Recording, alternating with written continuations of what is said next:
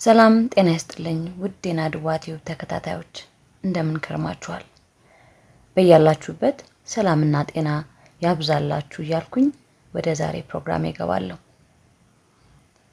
ዛሬ ይዤላችሁ የቀረብኩት ዝግጅት በዘመኗ ስመጥር የነበረች ምዕራባውያን ጎልደን ቮይስ የሚሉት አይነት ወርቅ የሆነ ሻካራና ወፍራም ድምጽ ስለነበራት ምርጥ ድምጻዊት ሜሪ አርምዴ ይሆናል። በመልክም በስምም በድምጽም በጣም የምትቀራረባት የእውቅና ጫፍ ላይ ደርሳ የነበረች ደቡብ አፍሪካዊቷ ማሪያም ማኬባ በአንድ ወቅት ሜሪን እቤቷ ድረስ ሄዳ ጎብኝታት ነበር። ከዛ ምን ተፈጠረ? ፕሮግራሙን እስከ መጨረሻው ድረስ ተከታተሉኝ ዘንድ በአክብሮት ጋብዛለሁ። ዳዊት ሜሪ አርምዴ ቤተሰቦቿ ያወጡላት ስም መሪማ የሚባል እንደነበር ይነገራል። ኋላ ዘመናዊነት ስትነግስበትና ፒያሳን ስትደምቅበት በራሷ ጊዜ ስሟን ሜሪ ብላ አስተካክለዋለች ይባላል። ሜሪ የተወለደችው በ1923 ዓመተ ምህረት በአዲስ አበባ ከተማ ዶሮ ማነቂያ ከሚባለው ሰፈር ነው። ቤተሰቦቿ ፈረንሳይኛ የተማሩ ሲሆን በፈረንሳይ የኢትዮጵያ ኤምባሲ ውስጥ ይሰሩ እንደነበር ሜሪ በ1973 ዓመተ ምህረት ለኢትዮጵያ ሬዲዮ በሰጠችው ቃለ መጠይቅ ላይ ተናግራለች። ምክንያቱ ባይታወቅም ሜሪ ገና በልጅነቷ አዲስ አበባን ለቃ ወደ ራያ ኮረም የሚባል ቦታ ሄዳለች። የልጅነት ጊዜዋንም በዛው ያሳልፋለች። ፋሺስት ጣሊያን ኢትዮጵያን ሲወር ሜሪ የ13 ዓመት ልጅ ነበረች። መዝፈን ማንጎራጎርም በዚያን ወቅት ጀምራለች። አምባላጌ ላይ የኢትዮ ጣሊያን ጦርነት ሲጧጧፍ ሜሪ ብላታ ህሩይ ከተባሉ አርበኛ ጋር አብራ ዘምታ ነበር። የአምባላጌውን እልህ አስጨራሽ ጦርነት ጨምሮ ሌሎችም በአርበኞችና ፋሺስት ጣሊያን መካከል የሚደረገውን ፍልሚያ በቅርበት አይታለች። በአንድ አውድ ላይም እግሯን ተመታ የጦርነትን አስከፊነት አውቃዋለች። በዚህ ሁሉ ውስጥም ግን በእንጉርጉሮ በዘፈንና ሽለላዋ የአርበኞቹ የደስታ ምንጭ ነበረች። ሜሪ ቤተሰቦቿ ፈረንሳይ ሀገር እንደመኖራቸው እሷንም ወስደዋት ነበር። እዛ ሀገር ተምራ የመጣችው ትልቁ ሙያ ዘመናዊ ዳንስ፣ ዘመናዊ የልብስ ስፌትና የሴቶች ጸጉር ስራ ማለትም ማለስለስ ነበር። በአዲስ አበባ ሜሪን ቀደምትና ታዋቂ ያደረጓት ሙያዎች እነዚህ ነበሩ። በዛ ላይ ታንጎራጉራለች፣ ክራርም ትጫወታለች፣ የዳንስ ቤትም ከፍታ ነበር። በወቅቱ ስላልተለመደ ብዙዎች ባይወዱላትም የጸጉር ተኩስ ስራን ለብዙዎች ቀስ በቀስ እንዲወዱትና እንዲለምዱት አድርጋለች። በዚህም ሜሪ በከተማዋ ዝናዋ እየናኘ ነበር። ሜሪ አርምዴ ይህን ያህል ዘመን ስትኖር ምንም ቅርስ አላፈራችም ነበር። ሜሪ ያልሞከረችው ስራ አልነበረም። ቀድሞ አራዳ ውስጥ ዝናዋ ያስተጋባውን ያህል ዛሬ ማለትም በ1965 ዓመተ ምህረት በአንዲት አነስተኛ ቤት ተወስና የጥቂት ደንበኞቿን ጸጉር ትተኩሳለች። አልፎ አልፎ በሬዲዮ ድምጿ ሲሰማ በቴሌቪዥን መስኮት ብቅ ስትል ብቻ አይ ሜሪ የሚሉ የጥንት ወዳጆቿ ናቸው።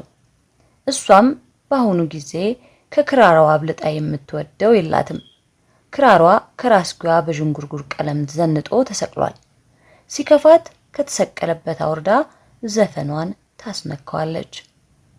ባሌም አባቴም ወንድሜም ክራሬ ነው የምትለው ሜሪ መከፋቷ እንዲታወቅባት አትፈልግም። ዘወትር መሳቅ ነው።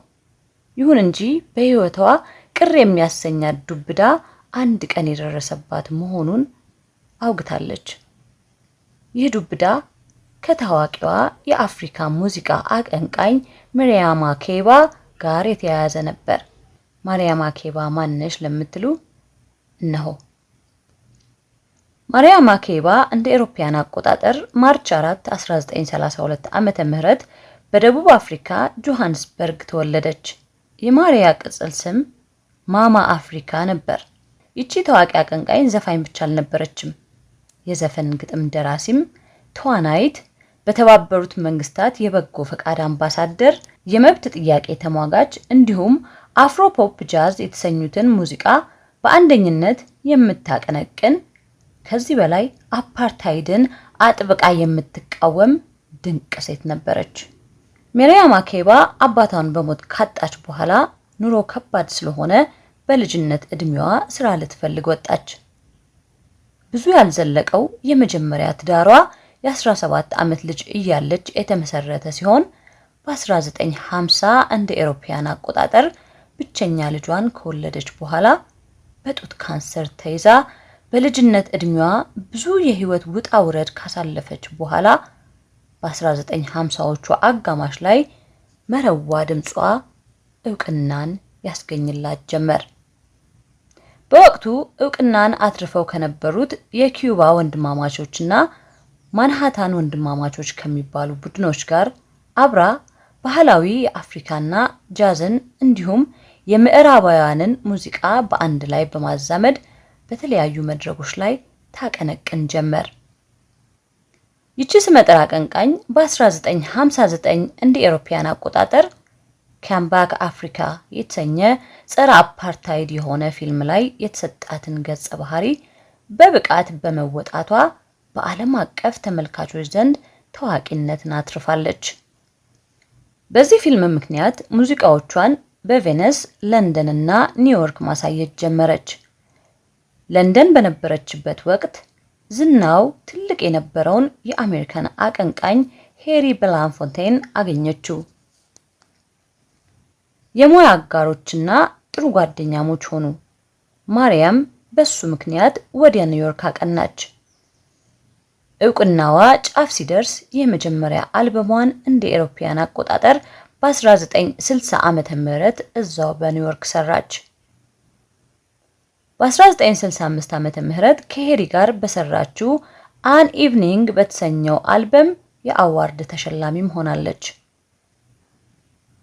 ይቺ አቀንቃኝ በእናቷ ህልፈት ምክንያት ለለቅሶ ወደ ሀገሯ ከተመለሰች በኋላ አፓርታይድን አጥብቃ በመቃወም ከነጮች ጋር በምታደርገው የመብት ክርክር ምክንያት በመላው ዓለም የሚገኙ ነጭ አድናቂዎቿ ጠሏት። አሜሪካም ምንም አይነት ጉዞ ወደ ሀገር አሜሪካ እንዳታደርግ ቪዛ ከለከለቻት። ማሪያም ማኬባ የአፍሪካ ፍቅር ይበልጣል ከእውቅና በሚል ስሜት ይመስላል በአፍሪካ ብቻ እየተዘዋወረች ማቀንቀኗን ቀጠለች። እንግዲህ ውድ አድማጮቼ ስለ ማሪያም ማኬባ እችን ተህል ከነገርኳችሁ እንዴትና መቼ ከኛዋ ከኢትዮጵያዊቷ ሜሪ አርምዴ ጋር እንደተገናኙ እነሆ ልበላችሁ። ድምጻዊት ሜሪ አርምዴ መነን ለተባለው መጽሔት መጋቢት 1965 ዓመተ ምህረት በሰጠችው ቃለ ምልልስ ላይ የተናገረችውን እንዲያቀርበዋለሁ። ይኸውልህ ድህነቴን እያወቁ ጋዜጠኞቼ ጉድ ሰሩኝ። ውጭ ሀገር ያሉ የኢትዮጵያ ተማሪዎች ከፍ አድርገው ዝናዬን ለማሪያም ማኬባ ነግረዋት ነበር አሉ። ስማችሁም መልካችሁም ይመሳሰላል፣ ትልቋ የኢትዮጵያ አርቲስት እሷ ነች ብለው ስለነገሯት እሷም እኔን ለማየት ትፈልግ ኖሮ ለአፍሪካ ስብሰባ በመጣች ጊዜ ጋዜጠኞቹ እዚያች ደሳሳ ጎጆዬ ይዟት መጡ። ደሃ ነኝ ገንዘብ የለኝም በያት አሉኝ። እኔ ለራሴ ጥዩፍ ነኝ። ደሃ ነኝ ብላት ምናልባት 1000 ብር ወይም ያነሰን የምትሰጠኝ፣ ግን ዞራ አይ የኢትዮጵያ አርቲስቶች ብላ ማለቱ አይቀርም። ለምን ልዋረድ? ማሪያም ማኬባ ባስተርጓሙያ ቤትሽ እዚህ ነው አለችኝ። ሰውነቴ ሽምቅቅ አለ። ምክንያቱም ጥቀርሻው የሸሪር ድሩ እንኳን ለሷ ለሌላውም ከባድ ነበር። ቶሎ አልኩና የለም የኔ ቤት ይሄ አይደለም የሰራተኛዬ ቤት ነው፣ ሰራተኛዬ ታማ ለጠይቃት መጥቼ ነው አልኳት። ሰራተኛዬም ሳትታመም በብርድ ልብስ ጀቡኜ አልጋ ውስጥ አስተኛኋትና እንድታቃስት ለመንኳት። እሷም እንዳልኳት ማቃሰት ጀመረች። ማሪያም ማኬባ አዘነችና 50 የአሜሪካን ብር አንስታ እንቺ ስጫት አለችኝ። እኔም ያችን ብር የኔ ገንዘብ ነው በኋላ ትሰጪኛለሽ ብዬ ትራሷ ስር አስቀመጥኩላት። በኋላም ቤትሽን አሳይኝ ብትለኝ ቀዳማዊ ኃይለ ሥላሴ ቲያትር አጠገብ ያለውን የበድሉን ህንጻ የኔ ነው ብዬ ነገርኳት። ላስተርጓሚዋ እናትና አባቴ ስለ ርስት ጉዳይ ንትርክ ይዘዋልና ጸጥታ አንንሳቸው ብዬ እሁድ ራት ጋብዣችኋለሁ እንዳትቀሩብኝ አልኩና ተሰናበትኳቸው። ግብዣውን የታባቴ እንደማዘጋጅ ግራ ገባኝ። ምን ይዋጠኝ? ምን ነው ያችኑ አነስተኛ ቤት የኔ ነች ባልኩ እያልኩ ስጨነቅ አንድ የማውቃቸው ከፍተኛ ስልጣን ያላቸውን ሰውዬ ላስቸግር ወሰንኩ። እቤታቸው ድረስ ሄጄ እግራቸው ላይ ወድቄ ያለቀስኩባቸው። ታሪኩንም በዝርዝር ነገርኳቸው። እሳቸውም በነገሩ ተደንቀው ደግ ሰው ቤቱን በደንብ አድርገው አዘጋጁልኝ። ከዛም ሌላ ማርያም አኬባን ከሆቴሏ የሚያመጣ መኪናና ሹፌር አዘጋጁልኝ። እኔም የእሳቸውንና የባለቤታቸውን ፎቶግራፍ ከግድግዳው ላይ አንስቼ የኔን ፎቶ አደረኩ። የራሴ ቤት ለማስመሰል ቢጃማ ለበስኩ። ልክ እንደ ቤቴ ሽር ጉድ እያልኩ ጋበዝኳት። ሹፌሩንም አስቀድሜ ለምኘው ስለነበር ከእራት በኋላ እሷን ለማድረስ ስንወጣ ወርዶ እጅ ነስቶ መኪና ከፍቶ አስገባን። ሆቴሏም ስንደርስ ሮጦ ወጣና ከፈተልን። በመጨረሻም የሀገር ልብስ ጥሩን በርካሽ ዋጋ ገዝቼ ሸለምኳት። እሷም ቆንጆ የደረት ጌጥ ሸለመችኝ። እባክህ ጌታ ያታጋልጠኝ ብዬ ለቁልቢው ገብርኤል ጥላና ጧፍ ተስዬ ነበር። ሳልጋለጥ ቀረው እልሃለሁ ብላ ይሄንን አዝናኝ አጋጣሚ ለመነን መጽሔት በ1965 ዓመተ ምህረት ተናግራለች። ውድ የናድዋ ቲዩብ ተከታታዮች የተረሱትን ስመጥር አርቲስቶቻችንንና አስገራሚ ገጠመኞቻቸውን ለማስታወስ ያቀረብኩት ዝግጅት ነው። እንደተዝናናችሁበት ተስፋ አድርጋለሁ።